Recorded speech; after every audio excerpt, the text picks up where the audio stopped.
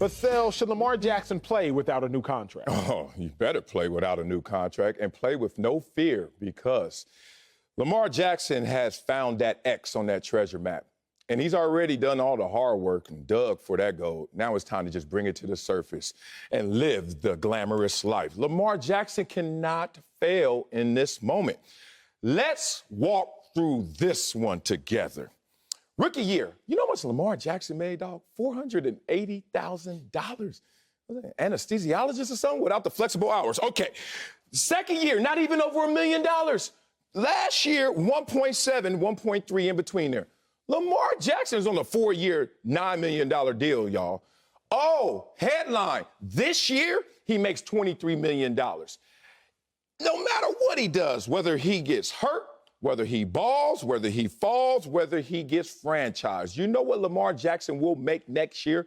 Minimum $40 million. Why? There's a comp out there. His name is Dak Prescott. If Dak Prescott, off injury with one leg, could command $40 million a year, with the resume that Dak Prescott has, which I'm not sneezing at, but we're talking about the unanimous MVP and Lamar Jackson. Lamar Jackson's like, hold on, y'all.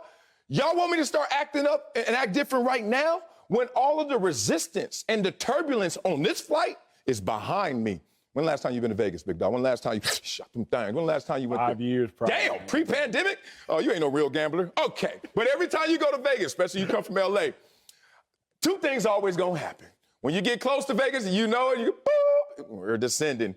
Here come the rough. Here come the rocky. Here come the turbulence. Because you're over the mountains and them canyons. And then all of a sudden, smooth. You know why it's smooth? Because you see that strip right there.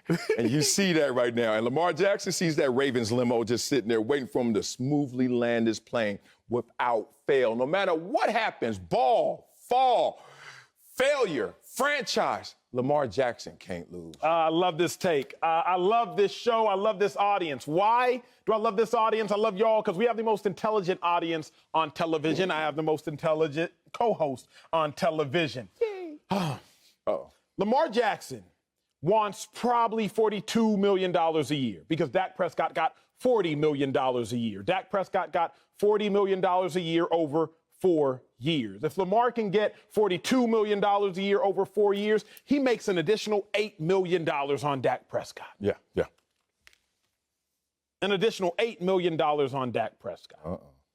So Lamar Jackson might play without a contract for an additional $8 million. Woo, that's a lot of money. Maybe to me, maybe to you, not to Marcellus. But woo, that's a lot of money. Except $8 million is less than 5% of $160 million.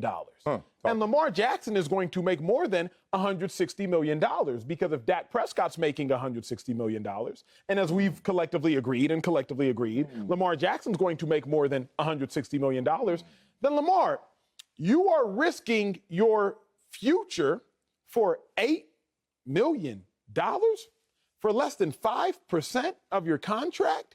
It mathematically makes no sense. I'm going to talk and I'm going to come right back. Housing market. I've contemplated selling my house in Austin, Texas. Contemplated it. Because I'm like, man, I'm paying so much in interest. I only put 20% down. Maybe just sell it and get out while I can make a lot of money. But then my financial advisor said something incredibly wise, and it pertains to this conversation. He said, Acho, your appreciation is outpacing your interest. Layman's terms.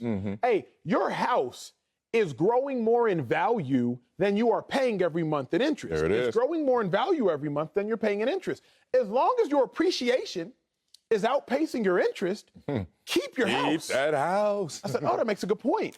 See, Lamar, if you sign your long-term deal sooner than later, then that $8 million that you might lose if you sign sooner, you can make by getting the money sooner. Because if you get $40 million today, as opposed to $40 million next year, then what you can do with that $40 million today is potentially make $4, $6, $8 million with that $40 million over the course of the year. Because money in hand is better than money delayed.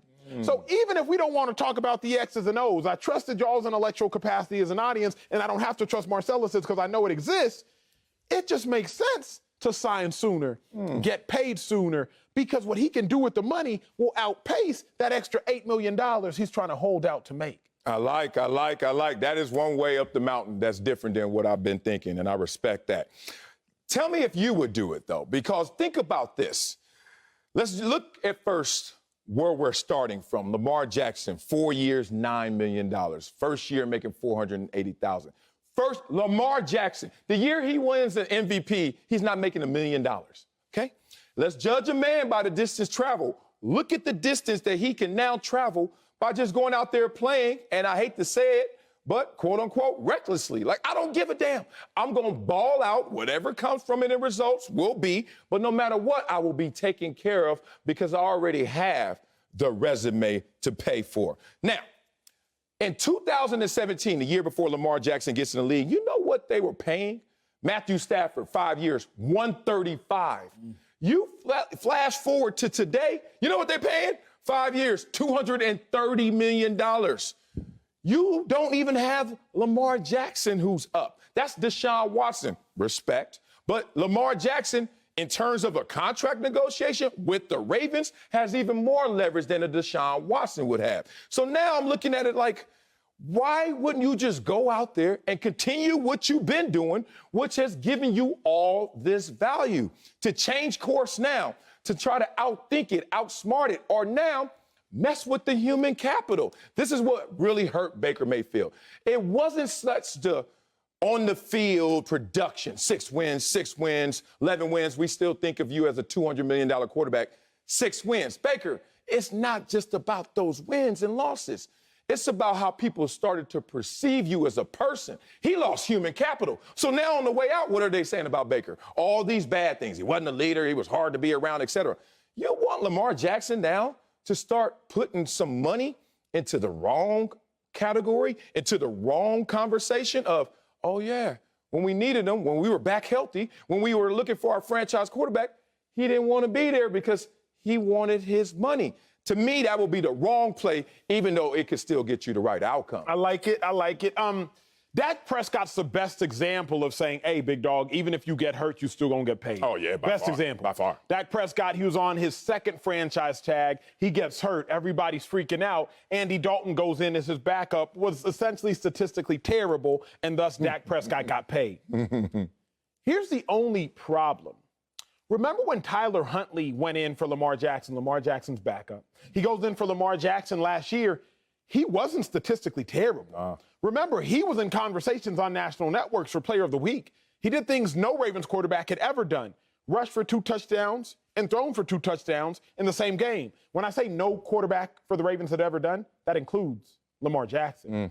So if you think that in absence you will gain more money, that's only applicable if your backup quarterback can't ball. Yeah. That's when it is applicable. Because if you let your backup quarterback go in there and ball, all of a sudden, whether rightful or not, they will start to look at you as expendable.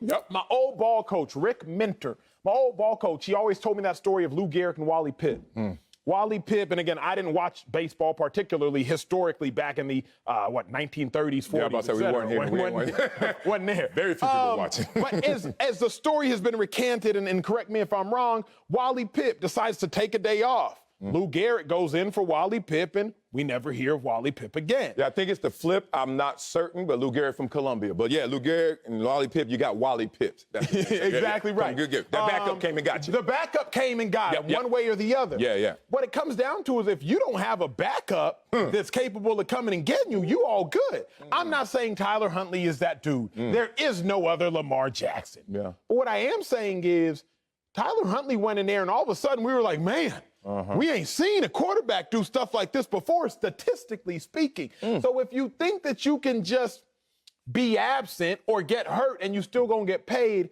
just be mindful of who your backup is. I respect that. He didn't win, but he did. Yeah, didn't win at all. 1-4. Yeah, but flashes. Yeah, you were squinting, but like, Lamar healthy again? Backup. I give you all of that. But you got to give me this. Let's go nuance. Let's go into that space where it can go this way for you or it can go this way for you. But based on perception, it goes your way. Once again, I bring up Baker Mayfield because to me, that was just a situation mishandled. A greater life coach in Baker Mayfield's life would have saved his career, I think, in Cleveland, made it a success. It wasn't just about the injury. It wasn't just about the production. It wasn't about it, just a better life coach. He would have handled that situation better. Let's talk about the perception and what status means in the NFL. When you're the number 1 overall pick, man, you could do no wrong for so long. And then all of a sudden, there's a moment of truth. Now, with Baker Mayfield, there was an actual moment of truth. Kevin Stefanski supposedly missed the meeting after the big loss to the Patriots. He missed the play caller meeting with Baker Mayfield there because he went to go hang out with Myles Garrett because Myles Garrett was hot, mad, like, dog, what we doing on offense? What kind of system we running? So he had to put that big fire out. The number 1 overall pick the year before Baker Mayfield, putting that fire out. Baker Mayfield caught feelings. Caught feelings on the head coach. And you know what the head coach said? 2 things. 1, I'm never missing another play caller meeting with you. And 2, I'm holding your feet to the fire. So all of those things, you know you've been there before. Baker Mayfield throw an incompletion. Oh, you know what, Baker? That's okay. You guys can get on the same page later. Just a few more reps after practice, not a problem. But after that meeting that he missed and Baker tried to call him out, you know what he said? Hey, Baker, on these plays right here, you got to know. As soon as he turns, you got to throw it before he even turns. All of a sudden, the scrutiny comes. Well, Lamar Jackson, you're in a place right now where everything is being positive. It's an optimistic environment. You mess around and hold Steve Buscemi and the organization and try to put their feet to the fire, those same plays that you get that pass for, now you won't get that pass, pun intended. So if I'm Lamar Jackson, I'm going to get me a life coach. I'm right here. My number, hit your boy on the IG DM.